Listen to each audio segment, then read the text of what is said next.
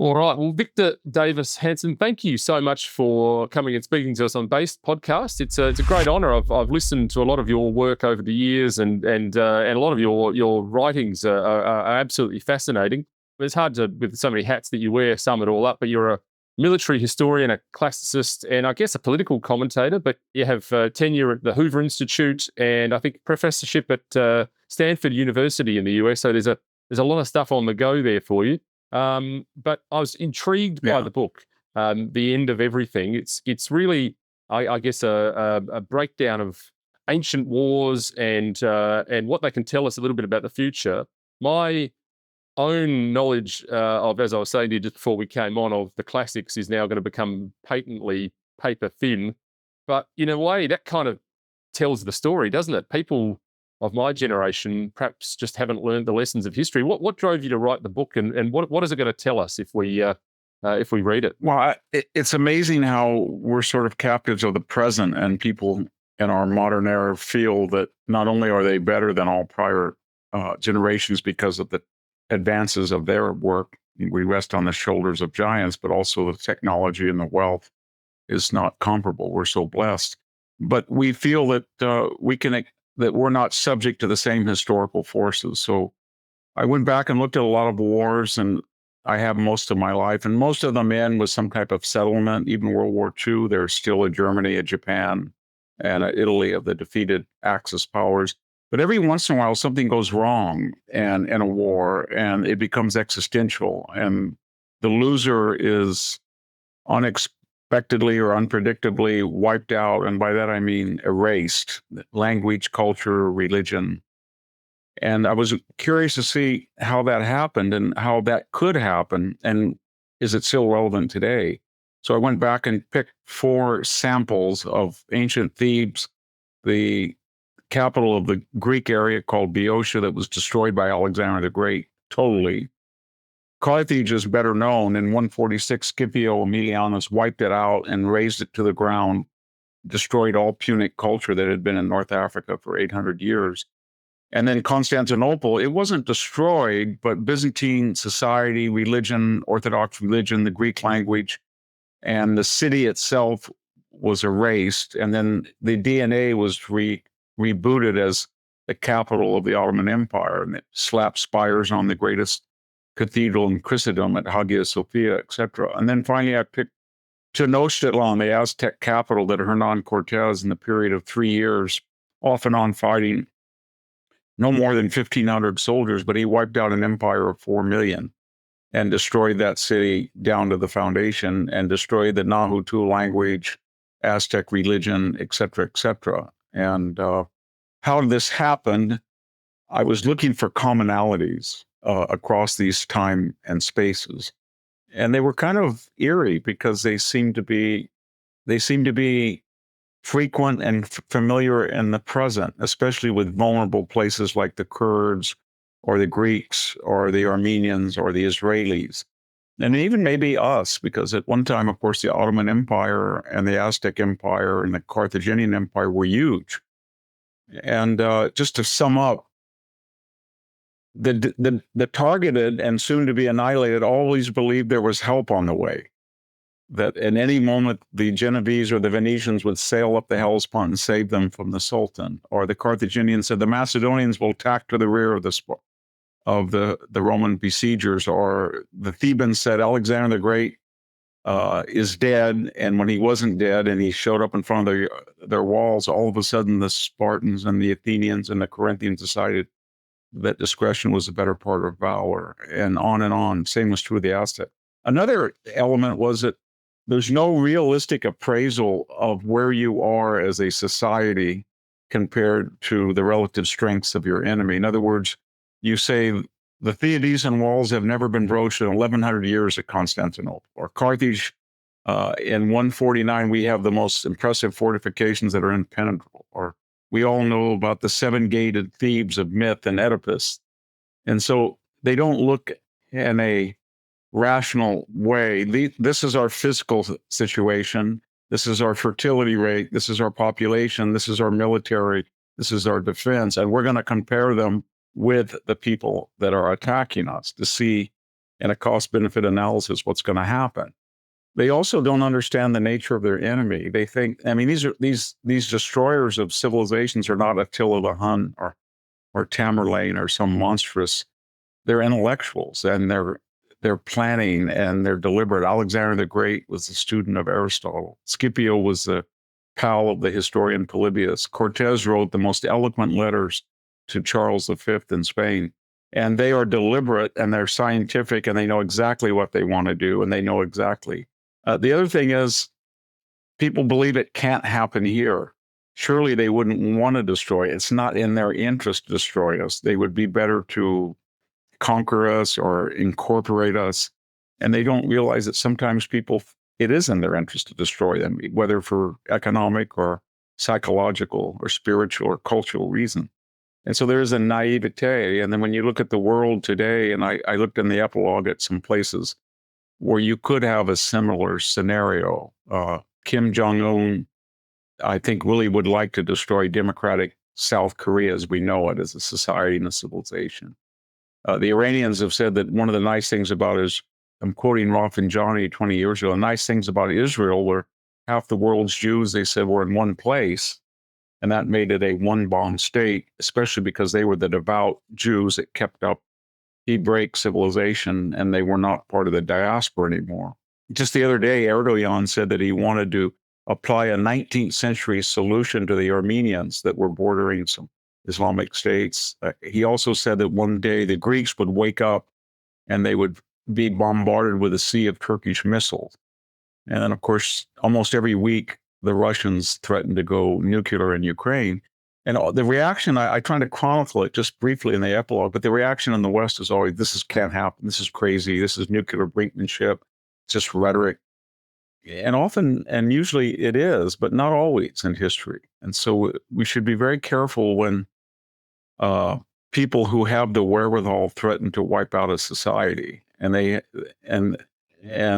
we should also be very careful in adjudicating your country's strength or my country's strength, not by what we think it was in World War II or in the post-war era, but what it is vis-a-vis the Chinese or the Iranians or the Russians, etc. Yeah, and there is that really, I suppose, generational myopia in the world, isn't there? I mean, certainly for a person of my age in his late 40s, it's war. The only wars I've seen have been the wars through the Middle East. Really, I mean, I was born around the time of the end of the Vietnam War, but that's a very historically short period of time, and I think there is an element in the following generations that just don't expect this sort of stuff could happen. I'm always interested. Sorry, go on. Well, you're absolutely right. That's a very good point. When I walk across the Stanford campus from my apartment to my office, there was a Hamas encampment, and they'd like to confront you, the demonstrators last year, and they will be back in the fall. And one of them said something about October 7th, that I mentioned all the atrocities that were committed. And he said to me, this didn't happen. People don't do that. People don't cut off women's breasts. People don't decapitate. They don't rape corpses. They don't burn alive babies. Whoever, that's medieval. Nobody ever does that. I said, well, why do you think they don't do it? And he said, because they don't do it. He said to me, well, why do you think they did it? I said, because they could, and they wanted to, and they wanted to send a message. And people throughout history have done the same thing, and they'll always do that. And we're no better morally than the Greeks or the Carthaginians or the Romans. We're just more advanced technologically. In fact, Hesiod, the great Greek poet, said he didn't say technological, but with material progress comes moral regress.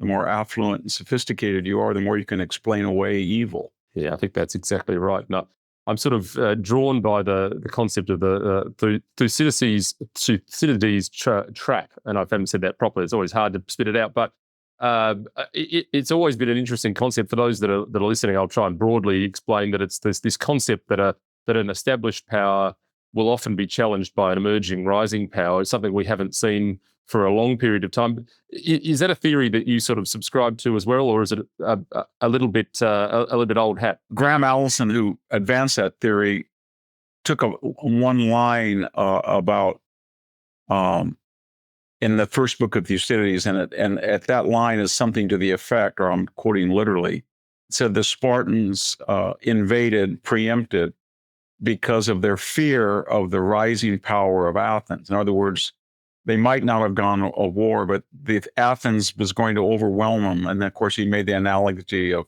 China, that we might have to do something stupid because China was the rising power and the established power. But I think if you look at the text, there were other reasons for the Peloponnesian War in 431. One was one society, they had fought once before.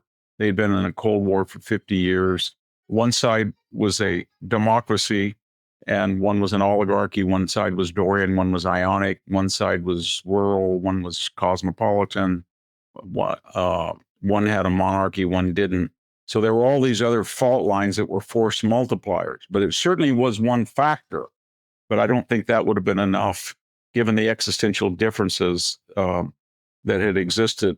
But what he was trying to say, I think, was valid, that when you have a sudden imbalance in the existing order and you have emerging forces, whether it's the unification of Germany in 1870 or the rising of Japan in the 1930s, then the established powers either have to preempt or they're not prepared for it, or they react in a very naive way. It's almost like the British Navy, the largest Navy in the world, says, well, even if Japan has aircraft carriers and they have more than we're the British Navy and they can't do anything, and then they sink the Repulse and the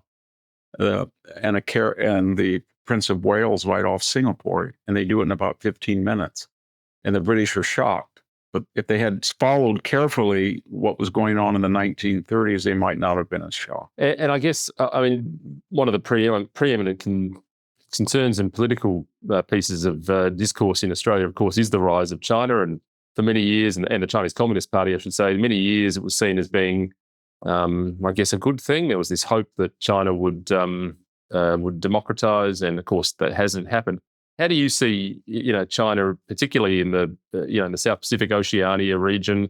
Australians, I think, are increasingly concerned about the movement and the Yes. influence of foreign influence in Australia. But I mean, there are disparaging views. I think all of us in the West, the English-speaking West, the European West, the westernized countries of Asia, but especially in the United States, had it all wrong. We in the 80s and 90s and early 21st century, we said, well, the more that we allow their students or their visitors to appropriate our technology, the more that we let them have asymmetrical trade advantages, the more that we kind of grin it and bear it while they catch up to us and they're going to emulate us. After all, they're emulating us.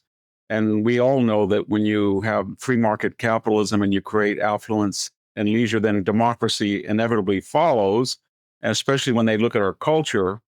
And no one really was saying to George H.W. Bush or George W. Bush or Bill Clinton or Barack Obama, no. They want market capitalism to strengthen the Communist Party and authoritarianism. And when they look at our culture in the West, they like our high rises and our freeways and our hospitals and our universities, but they despise our popular culture of free speech and, modern, postmodern morality.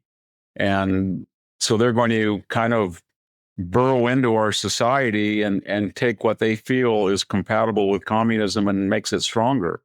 And their policy seems to be, from what I can tell when I travel abroad or I meet people from the government that visit here, the Chinese government, and I did meet Fang Fang once, the agent in the United States. She came to my office once.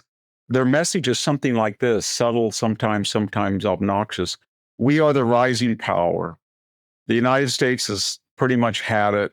They've got problems with 3 genders, their crime rate, they have homeless, they're awash in decadence. And we are telling you people in Asia or in Africa or in Latin America, do you want to ally with a strong power, the strong power who will be there to help you, whether it's to build your port or to protect you? But the United States talks a great game, but they're a society in decline. And they're even starting to say something like that to Japan, South Korea, Australia, New Zealand.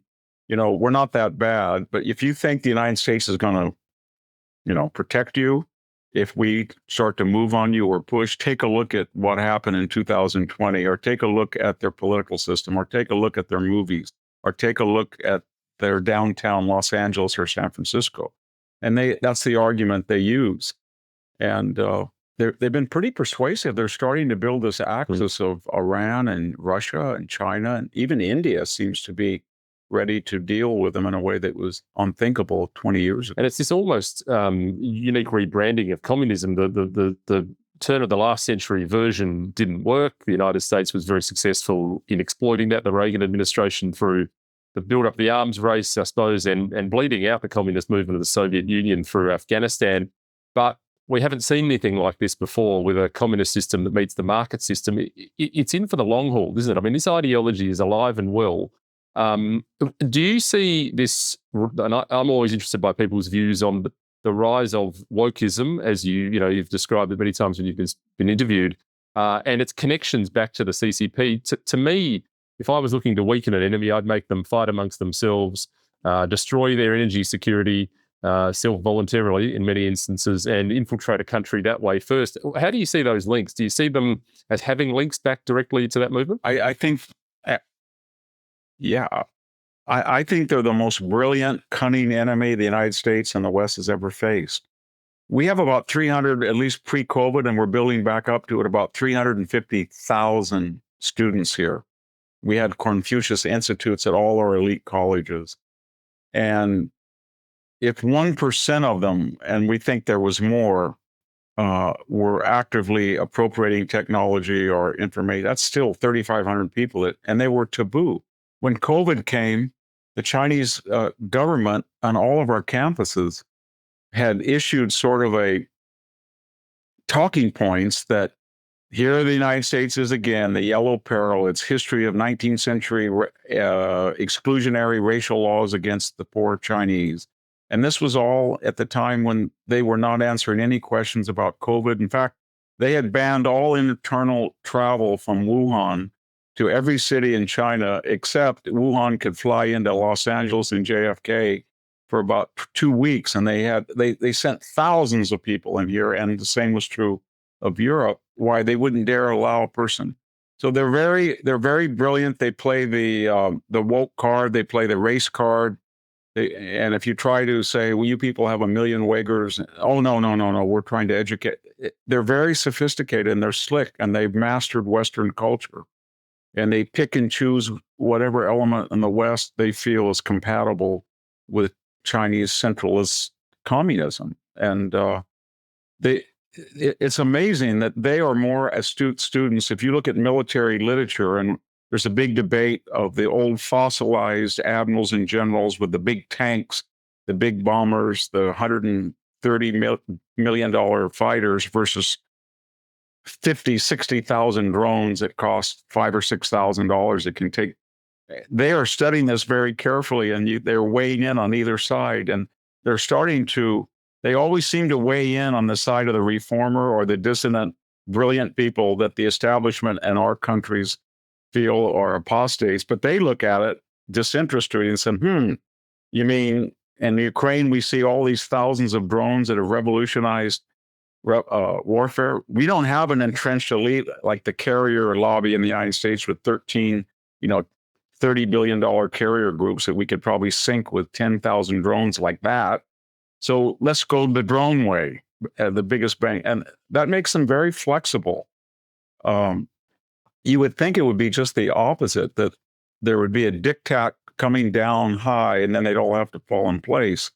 But when it comes to dealing with us, they're very flexible and innovative, and I find them very scary. And we do see that with rising powers in military innovation, don't we? Saw it, of course, with the German Blitzkrieg movement and new ways of waging war. They used the sanctions of the Treaty of Versailles very effectively to train officers.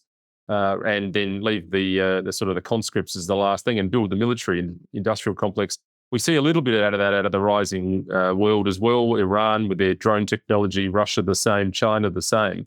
And you did touch on some of these concepts with your other book, The Dying Citizen, where you sort of talked about these concepts and the concept of the citizen being relatively new concept really in terms of the world's environment, but also some of these issues of globalization. I mean, it's so difficult to unpick in a short amount of time, but in one sense, the cynic in us thinks, if I was looking to push my ideology, globalization would be the way to do it. You saw all of that through the World Health Organization and COVID.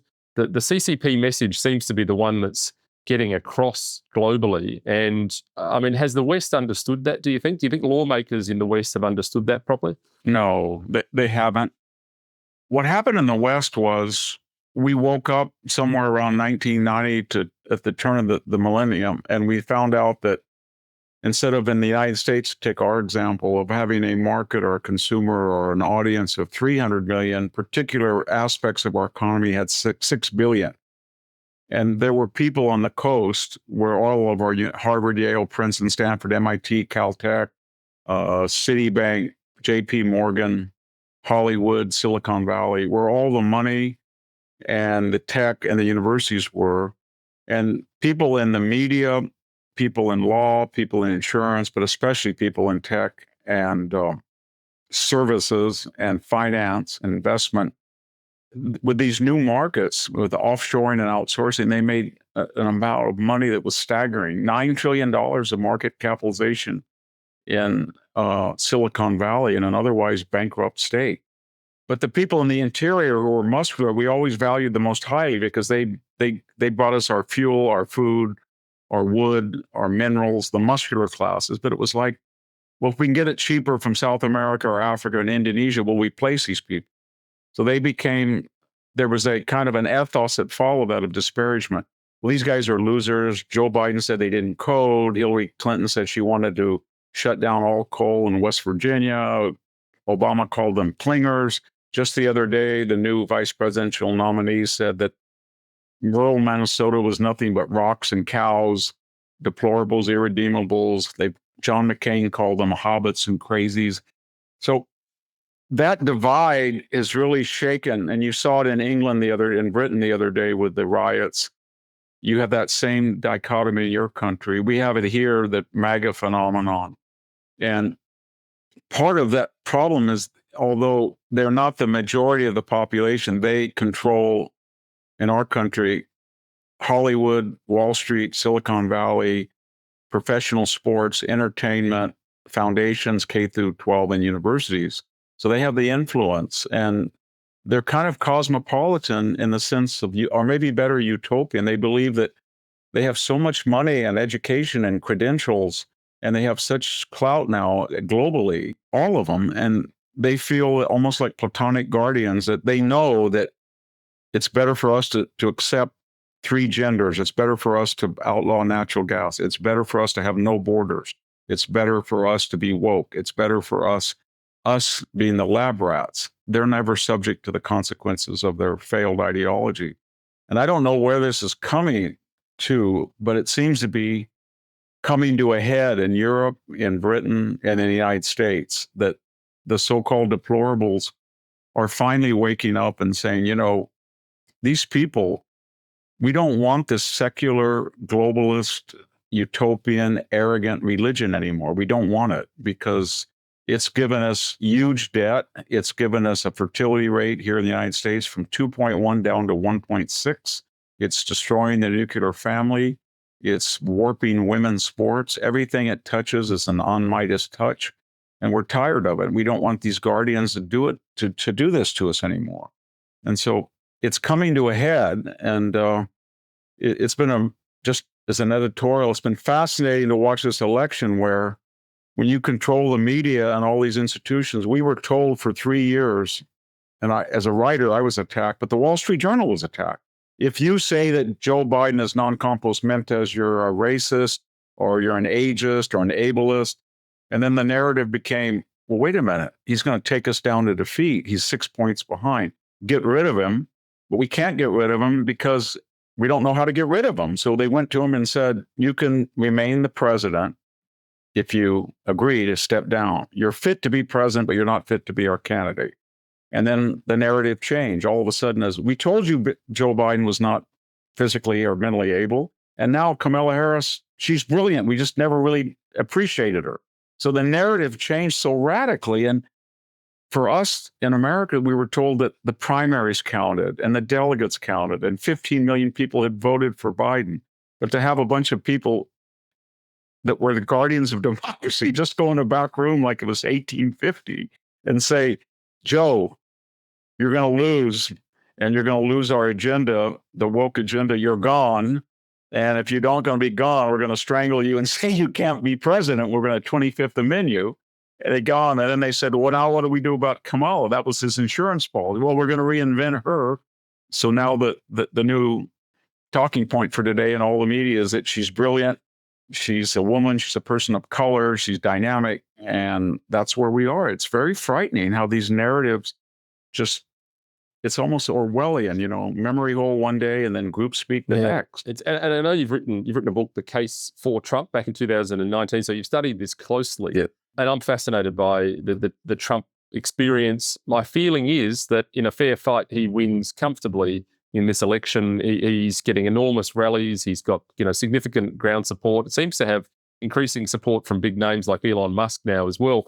But by the same token, the Democrat side have, as you say, all of those institutions, the media, large parts of the mainstream media anyway, and more money. What is your sense of it? I mean, I read an interesting article. I think it's going to be very close. It's going to be very close. It's simply this. It's very clear in the United States that she is the most left-wing candidate we've ever seen, more than McGovern, more than Mike Dukakis, more than Jimmy Carter's second term, much more than Obama, even Obama and Bill Clinton. And then everybody thought to balance that, she would get Josh Shapiro. But that party is so far left, so anti-Semitic, so anti-Israel, that she picked a clone of herself without even checking him. So now we have the two most left-wing nominees we've ever seen in this country. That's not exaggeration. And they both have character problems in the sense that she can't speak publicly because she gets tied up in these word salads and cackling. So they've kept her. She hasn't given a press conference in 1 month. He's already in all sorts of lies and contortions about his military record and his letting men. So the question is, will Donald Trump, with limited resources, and J.D. Vance, will they be able to explain to the Americans, these people are neo-Marxists? Every single issue that they embrace, Joe Biden has tried on the border, Afghanistan, hyperinflation, they failed. They are going to go even further down that line. And do they have the discipline to get that message out? Well, so far they're flummoxed. So, Trump gets off topic. He was talking about the Georgia. He says, Governor Kemp, who's already endorsed him, he gets at a rally and says, he and I had a big fight and he wouldn't let me do this. And then the next day it's Kamala Harris isn't black. And they only have 90 days because the Democrats launched this ambush very late, deliberately so. And then they look back at 2020 and they said, we've got a paradigm. It worked. We take the candidate, Joe Biden, and we don't let him anywhere out of his basement, and we outsource his campaign to the media and surrogates. And then we change the voting laws. So traditionally 70% vote on election day, and now 70% won't. They'll vote with mail-in ballots, which can't be authenticated or adjudicated and are overwhelmingly Democrat. Then the third element was, and we're going to outraise them. We're going to get Silicon Valley, Hollywood, and Wall Street. And then the fourth is, we're going to reinvent Joe Biden as good old Joe from Scranton, the working man moderate. So now they look at that paradigm and they think, she's not cognitively challenged, but she is linguistically challenged. So we're going to keep her off the campaign trail like Biden. And we're going to raise the money from the same sources like Biden. And we're going to reinvent her as a moderate. And she's already renounced almost every position that she's had. And Waltz is trying to catch up. And then we're going to rely on these swing states where we sued to change the voting laws. And by that, I mean mail-in ballots are mailed out to everybody who's registered. If the name doesn't match the register, it's okay. They can come in 10 days after the election is over. The error rate on a mail-in ballot was traditionally 5% of all were rejected. It went down to about 0.3. So they're relying on that system. And I don't think the Republicans, so they only have 85 days left. They haven't quite figured that. They couldn't do it in 2020. And they don't seem to me to be aware of what they're up against because they're about 2 weeks late in the campaign. They keep saying, we were ahead of Biden by 8 points. Donald Trump destroyed Biden. He was a disaster. Look what we did. Even they admitted, they agreed with us. Well, that's ancient history. It doesn't matter now. Biden is I was going to ask you that question. I mean, how do you overcome those factors? I mean, you make the point that Trump goes off script, but the media do a very, very able job of running water for the Democrats by simply picking things out of what he said. It's a very difficult thing to overcome, but the mail-in ballots are a real issue. Wherever they go around the world, and when we have it here, anomalies follow. I mean, is there any hope that there's any movement to do anything about that? I mean, we saw the drop boxes and there is in the United States, but what happens in the United States is when a Republican governor gets a Republican legislature in states like Texas, in Georgia, Florida, Ohio, now the first thing they were doing are requiring a driver's license, and they're outlawing third-party ballot harvesting, post-election ballot curing. And they're pretty good at it. Virginia, Glenn Youngkin has just done that. But the problem is the election's not going to be yet. It's going to be decided in Pennsylvania, Michigan, Wisconsin, Georgia, North Carolina, Arizona, Nevada. And that hasn't happened yet there. And so, and then the left is very astute because as soon as you start talking about driver's license, it's racist. As soon as you say you let in 10 million people and under the system of mail-in ballots, you're going to mail it to the residents as soon as they get a food or subsidy card from the government, then they're on a list and they get a ballot. How dare you say that? You're impugning the reputation of us Mexican nationals. You're racist. And it's very hard to get a strong leader. And it's kind of a paradox because the only type of people who are immune to that have to have such a fierce character and have to be so disdainful that they're like Trump. He's like a gunslinger that, as I wrote in the book, he's like a gunslinger in our classic John Ford Western or Shane or something that we can't deal with these people. So this guy comes in and he knows how to deal with them because he has a set of skills. He just dismisses them. But in the process of dealing with them, he makes some progress. And then we recoil and say, oh my God, he pulled out his gun. Oh my God, he made a living with a gun. Oh my God, he tweets. Oh my God, he called Kamala Harris the other day stupid. You don't say that. And that's it. We don't have politicians that can take on this Borg or blob or whatever it is, this postmodern group with traditional methodologies. But we do have people like Trump, but he's his own worst enemy at the same time. And I think that well, he's been very misunderstood in this country here. I mean, the press are universally giving the same assessment that the liberal media in the United States do. But what do you... Isn't that funny? He's Australia's I was best going to friend ask you that because all he talks about.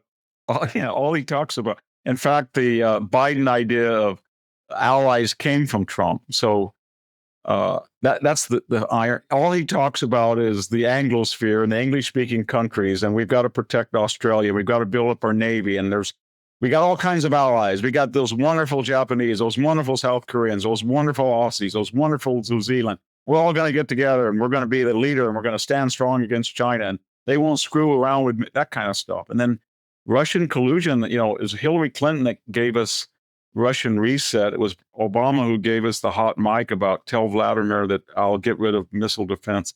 And then you look at Trump's record, and it was sanction oligarchs, flood the world with cheap oil, sell the Ukrainians javelins, kill 200 Russian mercenaries in Syria.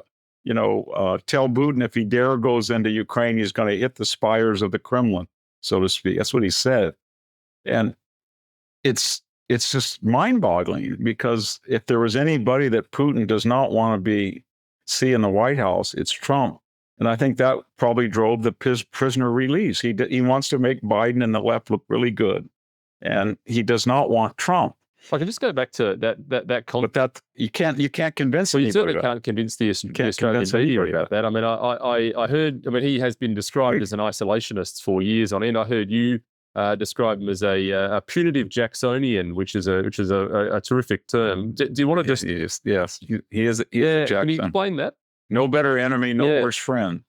Yeah, his attitude is there's no better friend in the United States and there's no worse enemy. And we have to say that because our friends are our allies. But the reason that they're our friends is that for a variety of historical reasons, we have an obligation to them. And we have a common culture, and it's Western. And Western civilization is the dynamic force in the world today. And the Judeo-Christian, all of these things that you can't speak openly about. And he believes them. And the funny thing is that, I mean,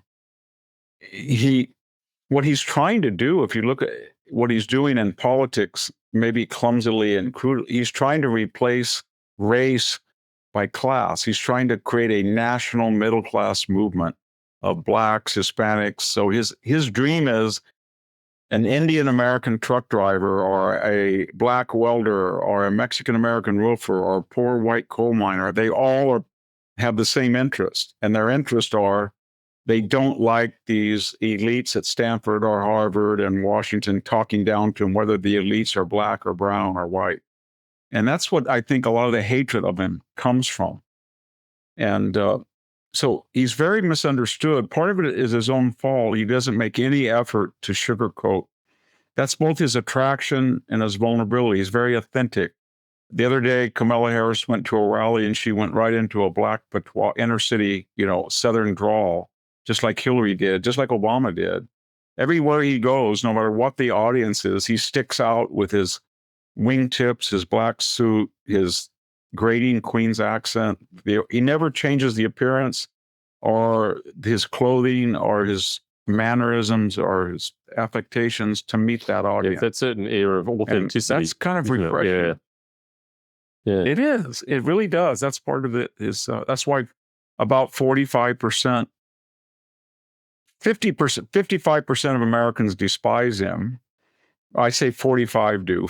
45 worship him. And then the other key 10 are willing to vote for his superior agenda if he doesn't embarrass them socially too much. And they're going to decide. I want to just touch on this business of the relationship. It's a very likely scenario that he will be the president of the next. It's a very possible scenario that after November 5th, after the inauguration in January. But this concept about what Trump means for Australia, we have, of course, an AUKUS submarine deal on the cards, which is bubbling along. And as I said, people in Australia, and the media in particular, have this view that he will be a bad thing for Australia. What's your take on Trump, what it means for Australia in detail, and also the AUKUS arrangement? Oh, I think from a dispassionate point of view, he would tell China that I think Trump's view of Australia is a very, very incredible cultural civilization that came to this place and when less than 200 years built this wonderful, this is what he would say, and I'm cobbling together what he said, this dynamic civilization, but they have one vulnerability. They have a huge continent and they have a small population, and they're next to China that has a small territory relative to the 1.4 billion, and they eyeing Australia, and they see all these things, and they're insidiously always trying to threaten and weaken them. And it's the duty as a fellow Western power to give Australia the wherewithal to be a partner with the United States. And he means that he genuinely likes Australia. He also can do it because if you look at the Pew International polls, when they ask Americans, it's quite striking because it's not tied to demographics. You think that because the so-called white European population is only about 68% now, that these polls would change, but they haven't. So of all the countries in the world, usually the Australians will rate the highest. 60 or 70% of Americans think it's our closest friend. It's ahead of Canada now because of Trudeau and things. And then, then it comes to Britain, and then So it's quite striking that most Americans have never been to Australia. But in the popular media, I can't think of, every time we look at a movie or something on the villains are always Russian with tattoos and shaved heads, but I can't think of a single Australian in the popular American media, even the left wing, who's ever portrayed negative. I think there was one in the movie Commando. There was a man by the name of Bennett who a long time ago though. Yeah, it's a long time ago. So I mean, yeah. I think the attraction comes because we like the British, but the Australians are more of the American version of the British. And I mean, I guess on that basis, I mean, would you think it'd be fair to say that Australia's future is more secure with a Trump presidency than a Harris presidency from a geopolitical point of view? Oh, yes. If she is president, she's going to fulfill the Obama dream, just to take the example of the Middle East. The Obama dream of the Middle East was the Iran deal gives them nuclear weapons, and there's going to be an axis of the underprivileged and underappreciated Shia Persians who've always been the losers in the Middle East. So there's going to be Tehran and Damascus and Beirut and Gaza and the Palestinians, and they're going to be set off against Israel, the colonial power, and the crooked Sunni moderates. And we, the United States, are going to look at this creative tension that we birth and from time to time intervene and balance it with absolutely no interest or empathy for societies that oppose radical Islam or are trying to moderate, like Egypt or Jordan or the Gulf, or of course Israel, the only democracy in the region. And so in her way of thinking, it's a binary. And there are history, past and present and future, is the oppressed and the oppressors. And on that binary, Australia doesn't come out very well, because in that way of thinking, you're an interloper who went into an indigenous continent and you were imperialistic. Forget, there's complications with that view, but that's how she views the world, in victims, victimizers, oppressed, oppressors. And the people in the U.S. State Department do that. And so Turkey can do no wrong. Turkey has done so many things to injure NATO, but they're very pro-Turkish. They're very pro-Hamas. They're very pro-Palestinian. They're very pro-Iranian. I mean that sincerely. And they're much more worried about a weak Russia than they are a dynamic China, for that same reason. And our allies don't seem to get, some of the Europeans that are anti-American, they like. But I think it's a no-brainer. I think everybody understands that Trump feels that Australia's national character is very similar to, it's a very confident, can-do society. It's done a lot.